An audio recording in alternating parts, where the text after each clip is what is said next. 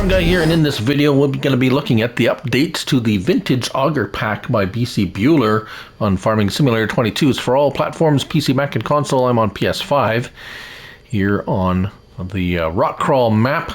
This is Changelog 1011, fixed material issue on the Versatile Auger and added a lock to the folding animation to help reduce sliding. So these are a couple of vintage style grain augers that are quite common, at least in our part of the world. I know Bcbuhler is in the Saskatchewan area of central Canada. I'm just one province over in Manitoba, and yes, these are quite common. These are, of course, vintage style. They have newer ones now, but we'll show you how this all works. First of all, we're going to show you where you find them once you've downloaded it. Tools and belt systems, and there we go. So $1,000 for the John Deere one, 5 horsepower, 3 miles per hour. It has this, don't know why, it does that for some reason, but there it is, no options, just $1,000, so pretty cheap. And then the Versatile branded one, Versatile, made here in my home province. They don't make these anymore, but it's kind of nice to see the Versatile brand. Not too much of that around in this game. Yeah, and there we have. That's the, let's see, the, oh, it doesn't say the length. That would be the 54-foot long one, and the John Deere one is 32 foot. Gives the years about late 70s and early 80s kind of models of. Anyways, enough of that being said, let's get our help window on. You can enter the vehicle and start it. Let's see, it's already running, so you can move it around slightly to simulate moving it by hand, because that's pretty much how you move these things once you've got them in the yard. You just moved it around by hand. We have the adjustment L1 and right stick up and down. So none of that has changed. So you can get it quite high up. So this is probably for transferring product from a bin or a trailer into another trailer, or a very small bin perhaps, or something like that.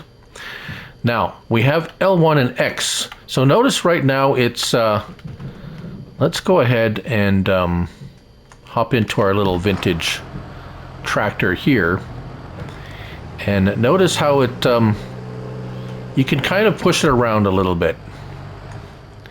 So I do believe what has been done here, if we get in, L1 and X unfolds it, and once you unfold it, this one you can't really see, you see it kind of sink down into the ground a little bit, and once you do that, notice it kind of locks itself to the ground, so that now you're not going to accidentally move it around. Now, how does it operate? Well, notice it has a PTO shaft there, and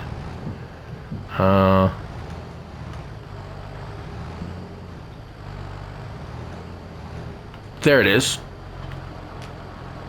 So now with the PTO shaft attached, you can kind of stretch it a little bit, so you can kind of move the tractor, but you don't, it's not going to move, so you don't have to worry about, it's nice and stable there. You want it to keep running though, because that's how you want to keep the tractor running, because that's how these operate. These operate on the power of the PTO shaft. So we're gonna demonstrate a little bit of this one, and then we're gonna go over to the Versatile and show that one as well. So say you're transferring product from one place to the other. It is pretty simple once you get the idea of it. Let's switch to our tip side grain door, because that's really how this happens. If you're transferring it from a trailer, you use the grain door. And let's just get positioned nicely here. So it is kind of a role play type idea, and of course this is a little bit off, but that's the idea. You can see the auger working, and there we go. We're filling grain, transferring grain into the other one, and it actually goes pretty quickly. You can see that pretty nice. So we're going to stop that. We're just going to pull forward. There we go. It starts, it should, yeah. Right, so that's the idea there, and they're pretty neat. Pretty neat that, that it works so well like that. No, not that I was surprised. Right, so the next one's a little bit different. As you see, it does not have that catch area there. I don't remember what it's actually called. So this one, as you can see, we can also move around. You have to start the engine. Yeah, we can stop the engine, but it actually orients in this direction, kind of. It's a little bit, the steering and the, yeah, it's a little bit backwards. But anyways, that doesn't matter. L1 and X unfolds it, and there we go. So now we have this goes on there, and when you see that on there, then it's locked in place as well. So let's back up this tractor, and I'm going to bump into it and show you that, yeah, it's solidly on the ground, so you're not going to be moving it all over the place. It's safe there. Let's hook up the tractor to it. There we go. We got the PTO shaft, and with that one, it's got a little bit of elasticity to it, but it's not going to move around. So that's all good and ready to go. We're just going to move this underneath the auger.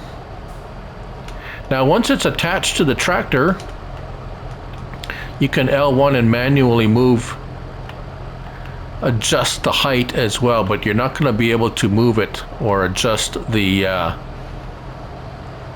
positioning. If you want to reposition it, you're going to have to go and detach it, unfold it, and move it again. So just for our last little demonstration, we're going to go back up here and start dumping into our auger. There we go. And there we go. I hit it right on the dot this time, and as you can see, we're dumping in to the trailer. Very nice. If we hop in here, you can see it like that, filling up very nicely.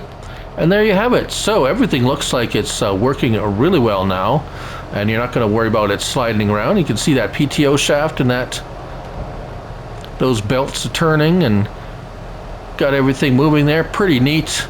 And there you go. That's the update to the Vintage Auger Pack by Bcbuhler on Farming Simulator 22. Thank you all for watching, and remember, it's only a game. So till the next one, bye for now.